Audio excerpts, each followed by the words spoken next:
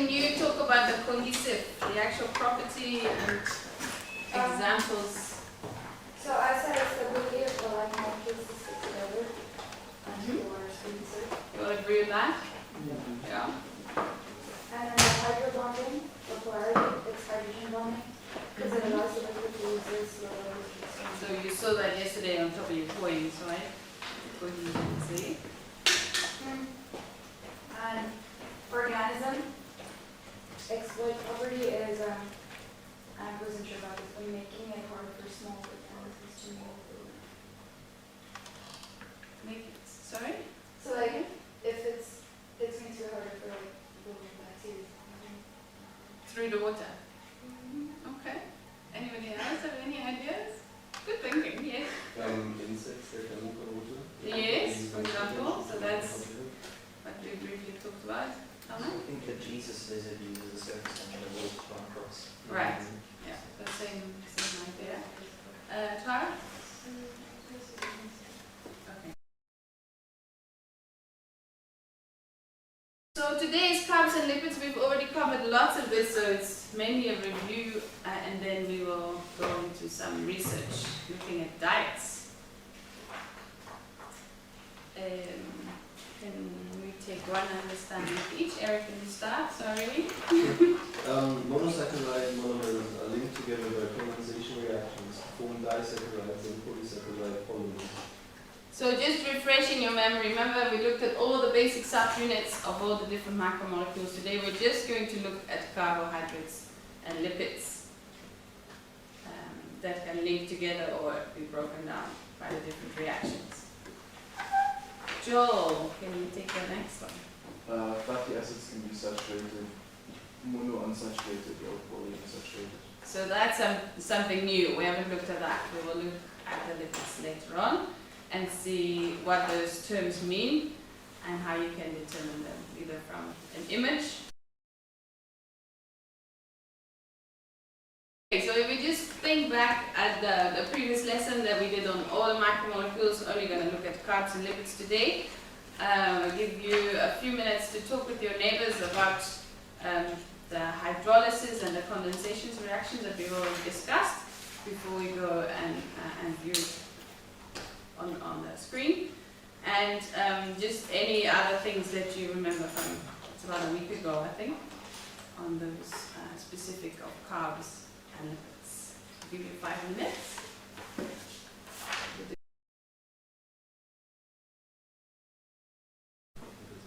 So this group over here, would you like to share the thing, what you've remembered?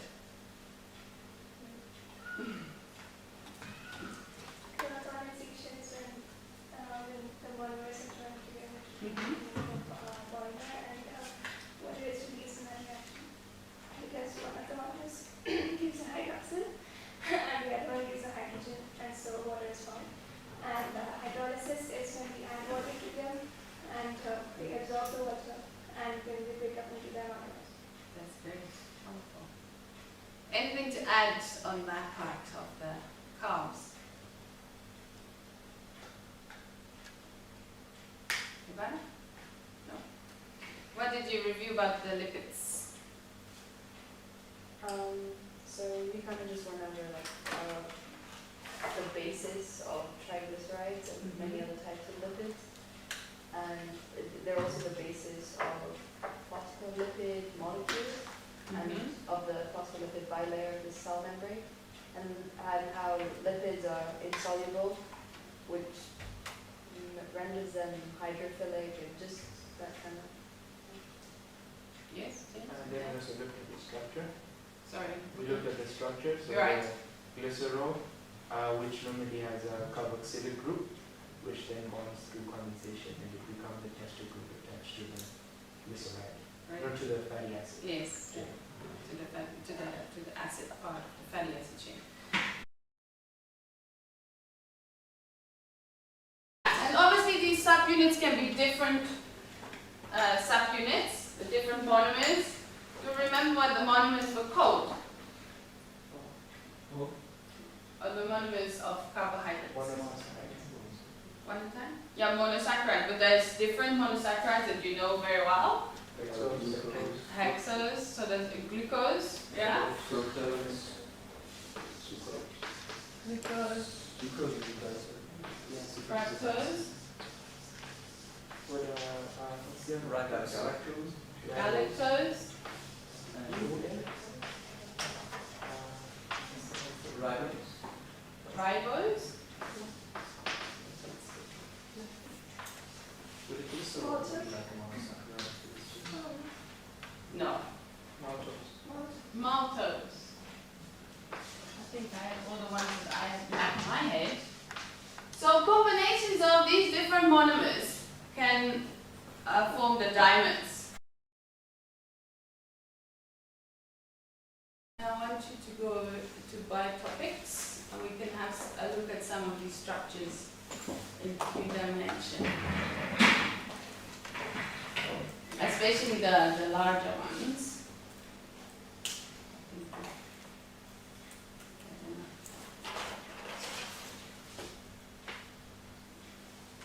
Please open up the site because you can see it much better.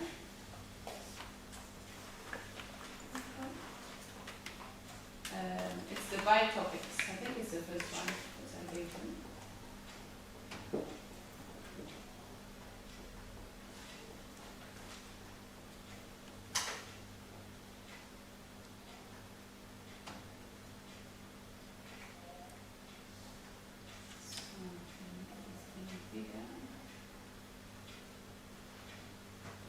Okay, so here you have a molecule of cellulose. Who remembers where cellulose is used in what organism? Bria? In the cell wall of plants. It's very rigid, right? It wants to keep. When we talked about osmosis, we talked about the cell wall. I was just looking on one of your posters. The cell is rigid. It keeps this plant cell in space. It needs to be firm. It needs to be rigid. Which you can see back in this image. You can turn it around with your mouse, and you can see it's a completely straight. It would look like a wall of bricks, right? Keeping that plant cell in its shape. And you can zoom in even further and look at all the individual molecules. So when you go to the top of the page, yeah, you know, the website and the 3D molecules.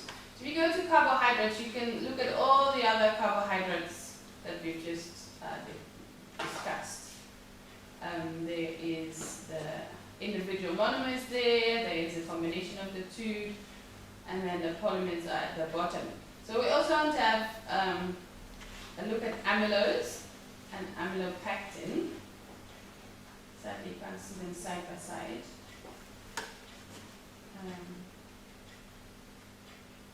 So you see this is one of those other, this is the beta form of glucose. And when you tie them together, it forms an alpha helix.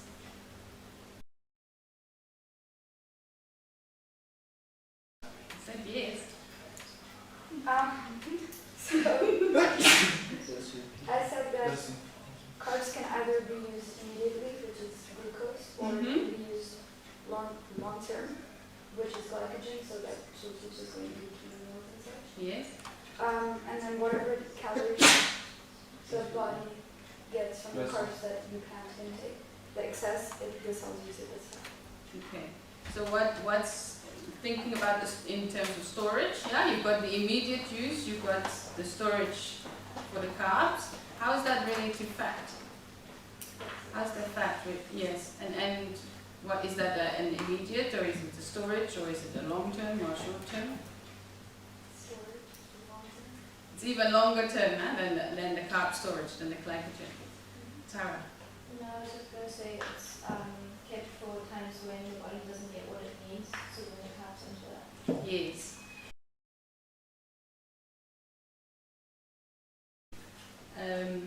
But yeah, so they are put out against each other.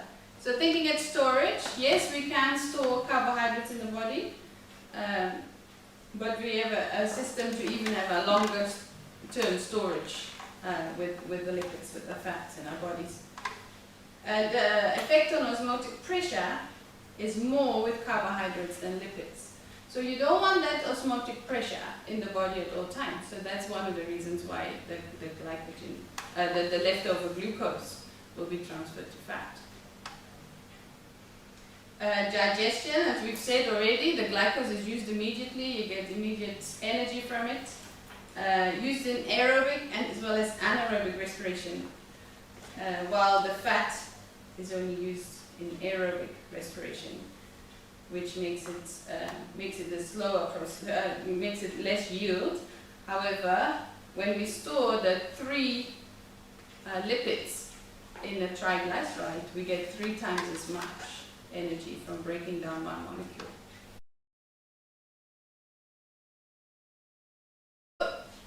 We are what we eat, we sometimes say. So we talk about carbs and lipids and proteins. The next lesson is about proteins, but in our diet. And there is a lot of stories, health benefits about saturated fat, unsaturated fat, carbs in the body, too many carbs in your diet. It's quite a funny video I found of identical twins that became doctors, and they took on a challenge for a month to, the one scrapped out of his diet all his carbs and the other one all his fats. And this is what they discovered. What do you think is going to happen? What do you think these guys have discovered? There's no right and wrong answers. One of them is going to get fat. Mm-hmm.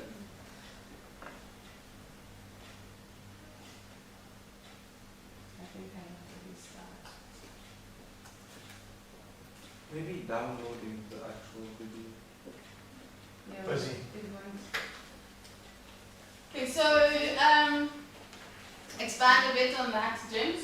Why do you think one of them is getting fat? We have lots of diet gurus who says if you only eat fat you lose weight. You have lots of people who said if you only eat carbs. Or maybe in terms of energy-wise, Mm-hmm. actually not really sure who would be getting. Probably maybe the carbohydrate person is more energetic Right. due to the ease of access of carbohydrates in terms of breaking down the energy to C6, whatever H12, Okay. glucose, sorry. And then the guy who's eating the fats only, to transport the fats, then to break them down, then it might take longer, so maybe the energy levels through the whole process or not. Maybe. Tara, what's your take on it? I feel like the person who has the carb diet will have more episodes of like energy boosts. So once he eats, he'll get like really energetic, but then he'll crash until he eats again. Right. Whereas the person who has like diet will have more constant energy level. So that's got to do with our blood sugar level, right? We get those peaks and valleys in our blood sugar levels. Any other thinking, thoughts on what will happen with these 2 doctors? We've heard one will get fat, maybe.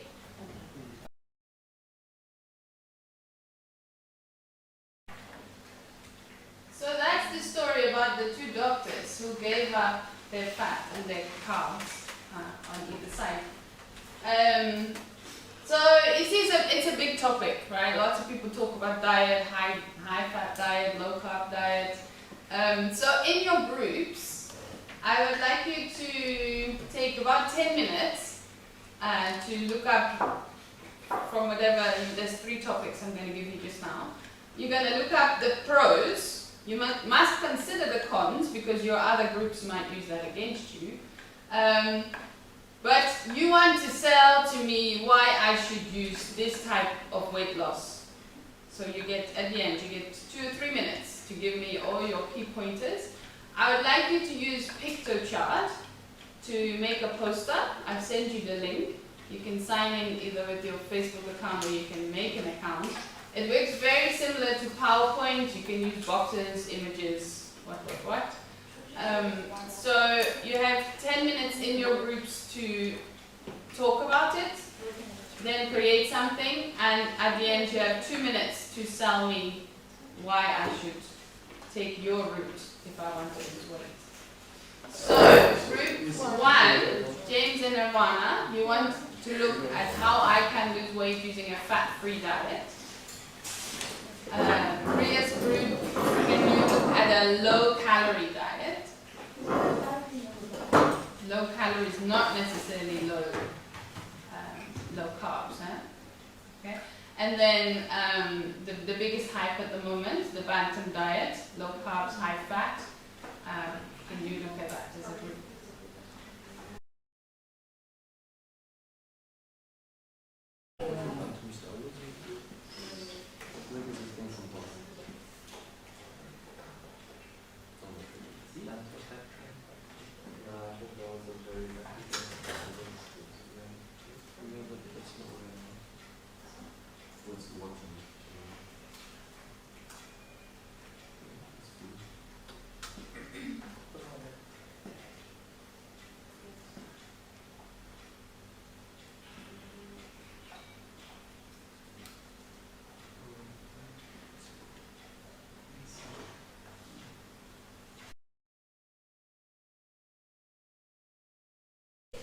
Okay, so we did the low-fat diet, and we added a little. I don't know if you can't really see it, but this is just a little statistical research done on this diet, and it shows a conventional diet, which is represented by the blue line, versus a low-fat diet, and it shows a decrease in weight loss. I mean, yeah. An increase in weight loss, and it's a steady conventional diet. So why would I want to do it? And here now we have our advantage. Okay, sell it. The biggest reason why you'd want to take up this diet is it's a steady and healthier way for you to lose weight as compared to many other diets, and it doesn't have any other long-lasting implications on your health after you've decided to stop the diet, or even if you keep continuing with the diet. And it keeps things like blood pressure, insulin levels, and even prevents heart disease. So it eliminates certain heart diseases. So that would help you, and that's a very big health benefit to this diet.